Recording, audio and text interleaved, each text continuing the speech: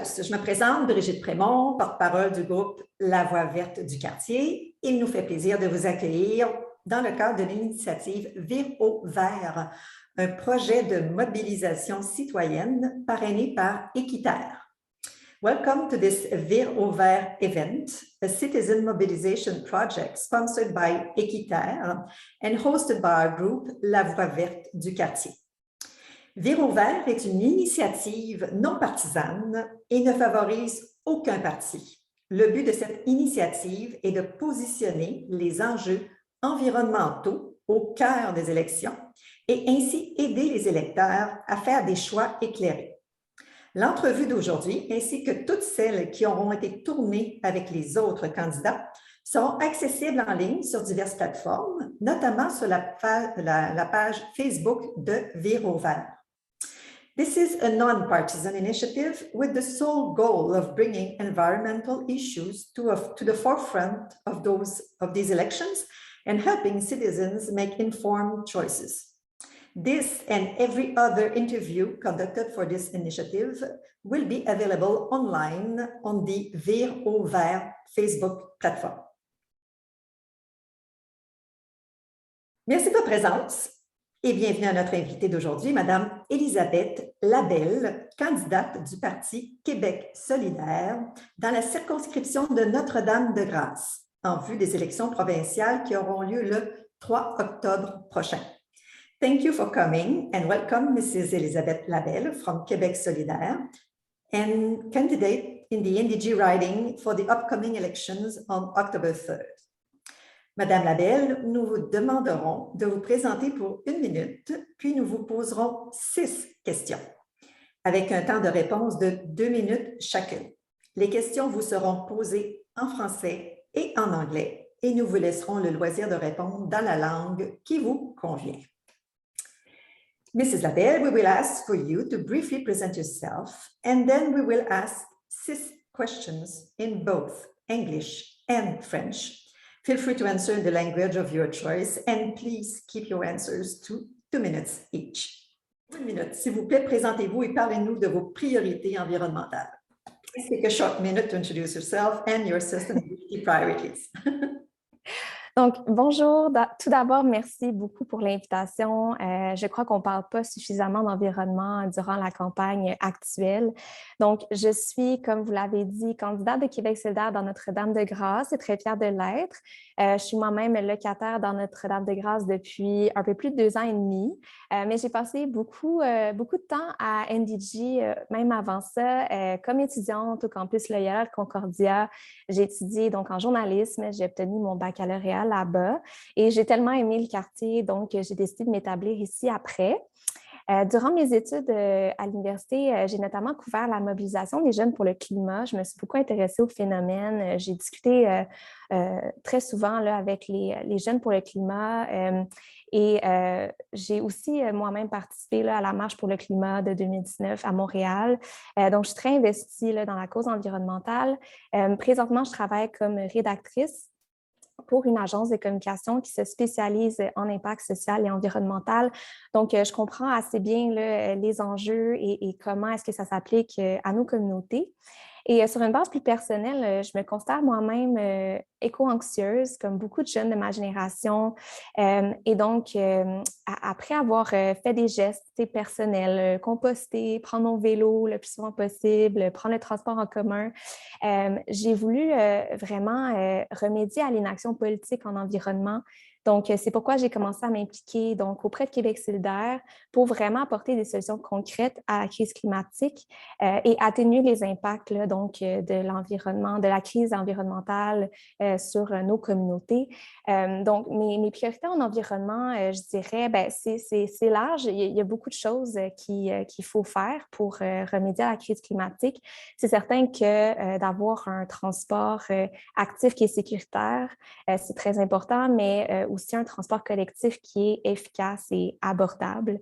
Donc, c'est parmi mes priorités, mais certainement, il faut changer les choses. Puis, je pense qu'il faut que le gouvernement se responsabilise par rapport à cette crise-là et il y a urgence d'agir.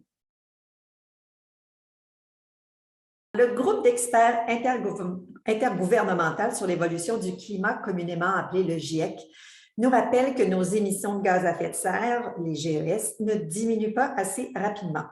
Pourtant, les sécheresses, les brasiers, l'acidification des océans et les inondations indiquent à quel point les changements climatiques mettent en péril notre vie sur la planète. Quels sont vos engagements pour accélérer la lutte au changement climatique et faciliter notre adaptation aux défis à venir?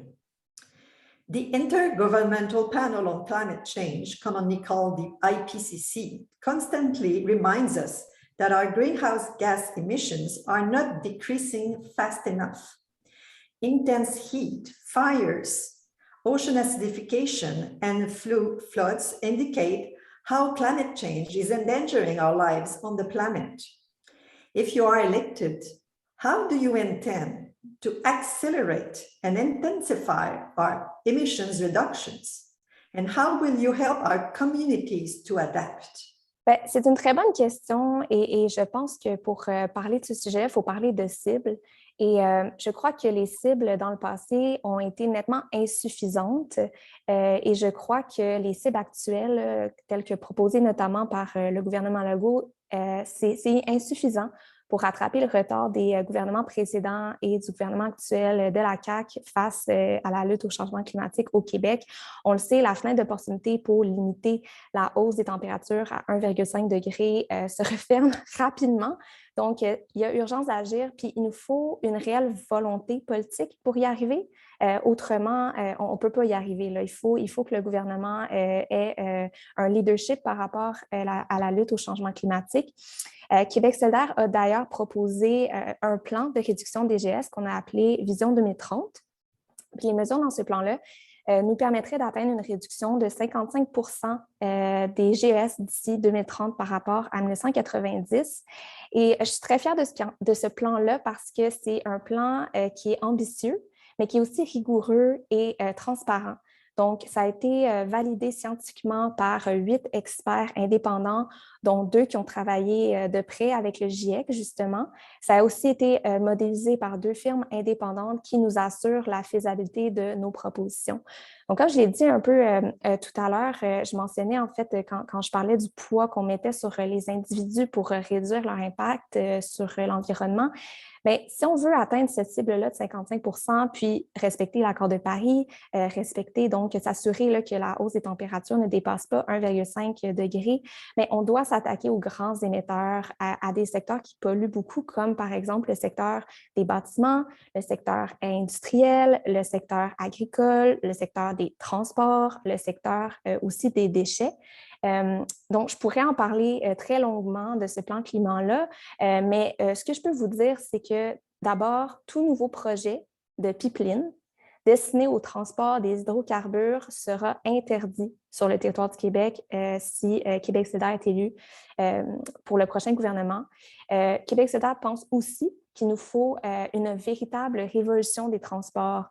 Donc oui, il faut électrifier les véhicules, électrifier les flottes de véhicules commerciaux, de livraison, mais il faut aussi réduire l'utilisation de l'auto-solo.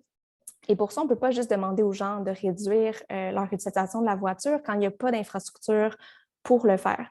Donc, il faut vraiment privilégier le transport actif et collectif, investir là-dedans, le rendre abordable, le rendre efficace.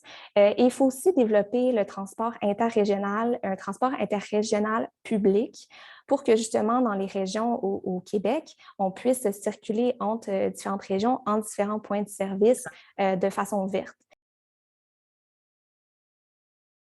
Le maintien des forêts et des milieux naturels sont importants pour protéger la biodiversité, capter et filtrer l'eau et capter le CO2. Toutefois, au Québec, ces milieux disparaissent rapidement au profit de l'étalement urbain, de l'agriculture industrielle et de l'exploitation forestière et minière. Qu'entendez-vous faire pour mieux protéger nos forêts et milieux naturels des activités humaines? The preservation of forests and natural ecosystems is important to protect biodiversity, capture and filter water, and capture CO2. However, in Quebec, many ecosystems are threatened by urban sprawl, industrial agriculture, as well as logging and mining. How will you help protect our forest and natural environment from human activities? C'est une très bonne question. Et je pense qu'à la grandeur du Québec, ça nous prend une nouvelle politique de gestion durable des forêts pour vraiment revoir en profondeur les pratiques. Il faut réformer notre mode d'exploitation des forêts, par exemple en développant là, des fermes forestières, des forêts communautaires aux usages multiples. Québec solidaire s'engage là, à ce qu'une portion de 30% du territoire et de sa diversité écologique soit protégée d'ici 2030, surtout dans le sud du Québec où justement il y a beaucoup de développement. On veut aussi élargir le réseau de la CEPAC et on pense qu'un gouvernement doit prendre responsabilité par rapport aux espèces menacées, donc mieux protéger les espèces menacées comme par exemple le caribou, la rainette faux-grillon. On a vu faire la manchette très souvent dans la dernière année, les dernières années, mais plus particulièrement à Notre-Dame-de-Grâce, on a des milieux des boisés, on a des milieux naturels et je pense qu'il faut vraiment rehausser la protection de ces milieux-là. Il faut les protéger adéquatement. Donc, je parle de boisés existants, des milieux humides, des endroits où les animaux y vivent, en tenant compte des initiatives citoyennes. Si je pense, par exemple, à la falaise Saint-Jacques, c'est vraiment admirable ce qui s'est fait dans ce dossier-là. Donc, je pense qu'il faut vraiment être là pour soutenir les initiatives citoyennes en matière d'environnement, de protection. Il faut aussi verdir notre quartier pour contrer les îlots de chaleur. Donc, il faut adopter, selon nous, une politique de verdissement. J'habite moi-même dans Saint-Raymond. C'est un endroit du quartier où il y a beaucoup moins d'arbres et ça se ressent l'été. Il va y avoir des journées beaucoup plus chaudes dans les années à venir avec le réchauffement climatique. Donc, c'est très important. Et finalement, je dirais aussi que Québec solidaire veut adopter une politique où les terrains urbains qui sont laissés vacants pourraient être soumis donc à un droit d'expropriation pour créer des espaces verts. Donc, c'est le genre de solution concrète que Québec solidaire propose en matière de protection des forêts et des milieux naturels. Les experts établissent un lien direct entre nos systèmes alimentaires et l'état de la planète. En effet, manger santé, c'est-à-dire moins de viande rouge, consommer des protéines végétales, plus de fruits, de noix et de légumes, moins d'aliments transformés, bio et acheter local, aurait un impact particulièrement important sur la réduction des GES et le rétablissement de la santé planétaire. Quelles sont vos propositions pour favoriser des habitudes alimentaires plus saines de la part des Québécois et structurer un système alimentaire québécois qui soit bon pour notre santé et notre environnement? Experts draw a direct link between our food systems and the state of the planet. Indeed, eating healthy, meaning less red meat, consuming vegetable proteins, more fruits, nuts, and vegetables, less processed foods, organic, and buying local, can have a particularly important impact on reducing GHG emissions and reducing negative environmental pressures. What are your proposals to promote healthier eating habits among Quebecers and to structure a Quebec food system that is good for our health and our environment? Je pense que tout d'abord, le gouvernement, encore une fois, a un rôle très important à jouer là-dedans. Dans notre plan climat, on a une politique alimentaire qui permet vraiment d'augmenter la production et la consommation d'aliments locaux, végétaux et à faible impact climatique. Donc, pour donner un exemple concret là, aux gens qui nous regardent, il y a le fait d'adopter une politique d'achat alimentaire dans le secteur public qui inclut 70% d'aliments locaux et 50% d'aliments, de repas en fait d'origine végétale. Il y a aussi d'offrir un soutien technique et financier aux agricultrices et agriculteurs pour passer de l'agriculture conventionnelle à l'agriculture biologique et rembourser la certification biologique pour ces agricultrices et agriculteurs. On aimerait également soutenir, encore une fois, au niveau technique et financier, ces mêmes agricultrices et agriculteurs pour vraiment les aider à atteindre la neutralité carbone et diminuer l'usage des pesticides. Les Canadiens figurent parmi les grands producteurs de déchets sur la planète et les Québécois n'y font pas exception. Nos sites d'enfouissement débordent et nos centres de tri peinent à gérer toute la matière qui leur est acheminée. Quels sont vos objectifs en lien avec la réduction de la surconsommation et la saine gestion des matières résiduelles? Canadians are among the largest producers of waste on the planet and Quebecers are no exception. Our landfills are overflowing and our sorting centers are struggling to manage all the material that is sent to them. What are your objectives in relation to the reduction of overconsumption and the sound management of residual materials?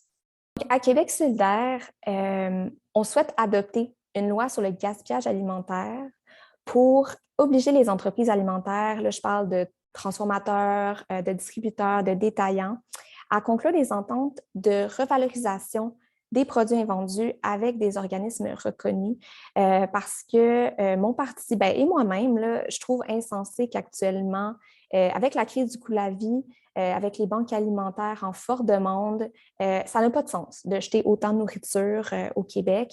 Il faut savoir que mon parti a proposé une loi en ce sens-là en 2020, mais que le gouvernement de la CAQ l'a rejetée. Mais on croit fermement en cette loi-là et on pense qu'elle est vraiment importante pour les raisons que j'ai évoquées. On pense aussi qu'il faut mettre fin à l'obsolescence planifiée. Il faut aussi légiférer pour garantir le droit à la réparation parce qu'il faut absolument pouvoir réparer là, les objets électroniques, les électroménagers qu'on se procure plutôt que de les jeter à la poubelle du moment où il y a un bris de fonction. Donc, on vise en priorité les produits électroménagers, et de communication, donc par exemple des terminaux informatiques. On veut également détaxer les services de réparation et interdire graduellement les produits à usage unique quand c'est possible. Au Québec, nous bénéficions de la présence de grandes quantités d'eau douce. Avec ce grand privilège vient de grandes responsabilités, n'est-ce pas? Comme cette ressource semble gratuite et renouvelable, diverses industries l'utilisent et la polluent sans avoir trop de comptes à rendre. Quelles mesures comptez-vous mettre en place pour protéger notre eau douce et assurer la transparence de la part des grands utilisateurs? In Quebec, we benefit from an abundant access to fresh water. With this great privilege comes great responsibility. As this resource appears to be free and renewable, various industries are used or polluted with little accountability. What measures will you put in place to protect our fresh water and ensure greater transparency by industries? D'abord, on veut accorder au fleuve Saint-Laurent le statut de personnalité juridique pour mieux pouvoir le protéger, le préserver. On veut également favoriser la protection des autres cours d'eau en facilitant aussi l'accès public aux berges qui sont maintenues dans un état naturel. On s'engage également à, par rapport aux entreprises dont vous avez fait mention, réglementer l'utilisation de l'eau potable qui est un bien essentiel. Donc, un gouvernement solidaire, certainement, va augmenter de manière significative là, les redevances pour les entreprises qui exploitent l'eau potable à des fins commerciales et on aimerait interdire progressivement l'exploitation de l'eau potable par des entreprises privées à des fins d'embouteillage sur le territoire du Québec. Les villes sont aussi sur le front concernant les changements climatiques. Elles font la gestion des déchets, le développement des pistes cyclables, le transport en commun, elles luttent contre les îlots de chaleur. Alors, dans notre circonscription NDG, nous avons un projet majeur, une DALPAC, qui consiste en une passerelle verte au-dessus de l'autoroute 20 qui permettrait aux piétons et aux cyclistes de rejoindre la Chine et les autres quartiers du sud-ouest. Notre circonscription jouxte également le parc Meadowbrook et le site de l'ancien hippodrome, des lieux qui sont importants pour notre communauté et au fort potentiel de verdissement. Comment comptez-vous collaborer efficacement avec les villes et soutenir leurs efforts en lien avec l'environnement et le climat? Quels seraient vos engagements pour les projets de verdissement dans et autour de notre circonscription? Cities are also on the front lines of climate change. Waste management, development of bike paths, public transit, fight against the heat islands. In our riding, we have a major project, a park overpass that consists of a green bridge over Highway 20 that would allow pedestrians and cyclists to reach Lachine and other southwestern boroughs. Our riding also borders Meadowbrook Park and the former Bluebonnet site, places that are important to our community and have great potential for greening. How do you plan to work effectively with cities and support their environmental and climate-related efforts? What commitments would you make for greening projects in and around our riding? Sur le sujet du parc Meadowbrook, la falaise Saint-Jacques, la Dalle Park, vraiment, si je suis élue le 3 octobre prochain, je m'engage à tout faire pour protéger donc, ces espaces verts-là, donc le parc Meadowbrook, la falaise Saint-Jacques. Je pense que ce sont des causes très importantes. Je l'ai mentionné, je suis moi-même résidente de Saint-Raymond, donc la Dalle Park, pour moi, à titre de résidente moi-même du secteur qui fait du vélo, c'est un projet qui m'anime beaucoup et qui, je pense, est très important. Donc, sur cette question-là, c'est ma position. Pour ce qui est de l'ancien hippodrome, plus généralement, en fait, Québec solidaire pense qu'il faut reconstruire des quartiers en ville où le logement est abordable. Donc, quand on en a l'opportunité, il faut le faire. Donc, il faut prioriser le logement social et le logement abordable sur des sites comme celui de l'ancien hippodrome. Par rapport à ma collaboration avec les villes, certainement, c'est très important d'avoir cette proximité-là et cette collaboration-là. On le sait, Notre-Dame-de-Grâce vit déjà les contre-coups du climat avec les vagues de chaleur, par exemple. Donc, il nous faut un plan ambitieux pour verdir, rafraîchir le quartier. Je m'engage également à collaborer directement avec le nouveau groupe de travail en environnement du Conseil communautaire de NDG pour que leur solution puisse faire du chemin et prioriser le transport collectif et actif. Notamment, ça passe par le soutien financier au développement d'un réseau cyclable qui est sécuritaire pour que les petites familles n'aient pas peur d'utiliser les pistes cyclables dans NDG. Donc, merci beaucoup, Mme Labelle, pour votre participation. Nous sommes heureux et heureuses d'avoir pu en apprendre davantage sur vos ambitions. Thank you very much, Mrs. Labelle, for your participation. We appreciate getting the opportunity to get to know you and how you care for the environment. Nous remercions l'ensemble des candidats qui ont participé à cet exercice. Nous rappelons à tous que les élections provinciales se tiendront le 3 octobre prochain. Toutes les entrevues se trouveront sur la page Facebook de Vire au vert.